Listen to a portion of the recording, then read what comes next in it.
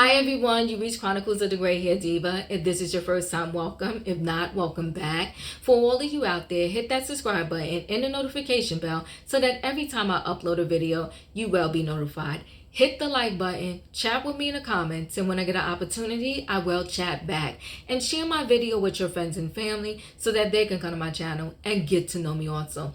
I'm here today with a video on Ashley Darby and Michael Darby from The Real Housewives of Potomac. I know you all already heard that they are separated / getting a divorce.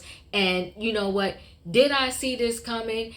I'm going to say I'm not surprised, but I also did not necessarily see it coming because I truly thought that Ashley was going to hang in there no matter what Michael Darby did.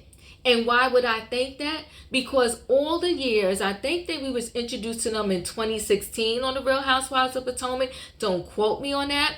But all the time that I have seen this couple on reality TV of The Real Housewives of Potomac, Ashley has accepted the most from Michael Darby. What do I mean by the most? He was at one time accused of touching a production assistant or a producer on that show. Charges were brought up against him. The charges eventually got dropped, but that was just one of Michael Darby's scandals, okay? He was also caught being with other women, and Ashley defended him and then accepted all of his shenanigans. She also got on TV and said, listen, we have an open marriage pretty much. Well, let me take it back. Maybe she didn't say open marriage, but she said, you know what? We had threesomes before. I enjoy it. He's brought other people into the bedroom. I brought other people into the bedroom. So to me, she was giving us lip service. I never got the impression of that's how she really wanted her marriage to be.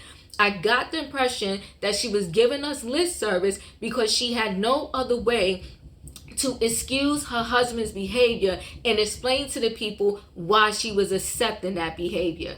So I first heard on Sherelle's World that Ashley Darby and Michael Darby was separated and getting a divorce. I guess because the information got out sooner than Ashley would have wanted, she decided to finally come out and make a statement. She makes this typical statement that most couples that are celebrities or that are in the public eye, kind of do. Her statement was basically, you know what, we still love each other. When we got married 8 years ago, we thought we was going to spend every single moment in the rest of our lives together, but that is not our current reality.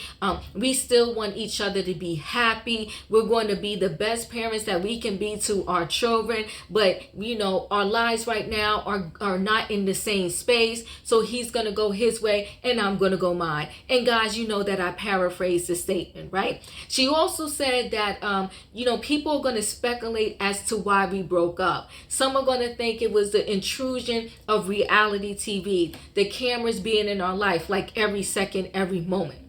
She said others are going to think it is cultural differences. She said some may think it is our differences on how we want to raise our children. And she said maybe, and then she said also some may think it's our age difference. And yes, they have a massive age difference. Ashley is 33. Her soon-to-be ex-husband, Michael Darby, is 62. She said, although all or some of those things may have contributed into our separation, it is not one of the other that really did it. It's just the simple fact that it was time for us to say goodbye. Now, that may be what she wanted to put out there as speculation, but for me, I think it's wholeheartedly the infidelity. That's my speculation as to why Ashley finally said enough. Now, I'd like to know, because he did all of that and she stuck by him, I would love to know what was the final straw that broke the camel's back that Ashley said, you know what, enough. Because before this, he had did enough for me and I would have ran for the hills. But some people may call her smart. And in this piece, I may give her yeah, she was smart for doing this. Initially, when they got married, there was no prenup. So if she would have got divorced after her first son, I want to say Dean, she probably would have ended up with zilch, nothing. But they stayed together after that. She got a post-nup, which was very smart. And so now, after her second son, Dylan, now that they're splitting and she has this post-nut, she's not going to be left out in the streets, penniless and broke once they divorce. She will most likely get a nice or a fair settlement since she has this post-nup. So I'm going to wrap this up and say this, and I'm not saying this is what Ashley did. I want to say that, to me, for any female out there, if their plan in life is only to grow up, meet somebody with a ton of money, have that person's baby, just just so they can secure a certain lifestyle, that is just the lowest common denominator to strive for, and I think it's extremely sad and what an awful plan. Now, nobody, at least in my mind, wants to set out to be a single parent.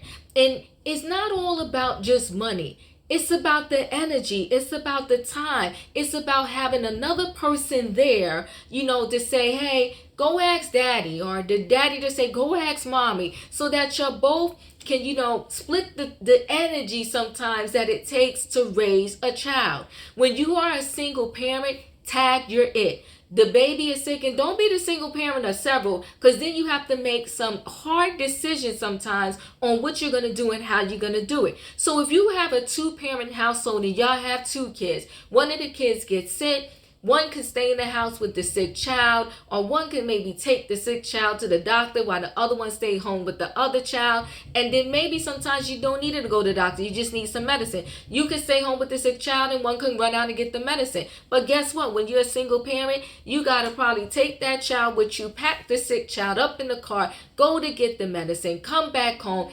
Trust me, those little things, they turn out to be a lot when you are raising a kid on your own. If you have 2 children you raise on your own, what happens when they both have a sports event on the same day? You got to flip a coin and say which one event you're going to go to. Or you got to try to figure out, well, who's going to get this one to baseball while I get this one to dance, and look at the dance recital, and then maybe catch the end of this one's baseball game. Single parenthood is not fun. I don't know anyone in their right mind who would sign up for that on purpose. And a lot of times when these females want to sort after a man just because he has money, then have his baby, the man becomes resentful. And listen, I'm not saying that this man is not playing a part in these shenanigans. Right now, I got to say what the females should and shouldn't do. Do you understand what I'm saying? So they sought after this man, they have his baby, and money doesn't necessarily make you happy. Now, money helps you pay your bills, and money does rule the world. And I'm not saying you should set out to be destitute on purpose, but I am saying that have a better plan as to you having your bankroll. Let it be on your own merit. Not let it be on the fact that you met this man, you had this baby, and now because of child support or whatever, that's the reason why you're getting your money. Because what if all of a sudden that man no longer has that job to give you that bankroll of a child support? Now where do you stand? Do you go find another rich man and have baby number 2 and start that negative process all over again? That's why I'm telling you, that's the most lowest common denominator as a plan for a female to strive through in life, to strive for in life.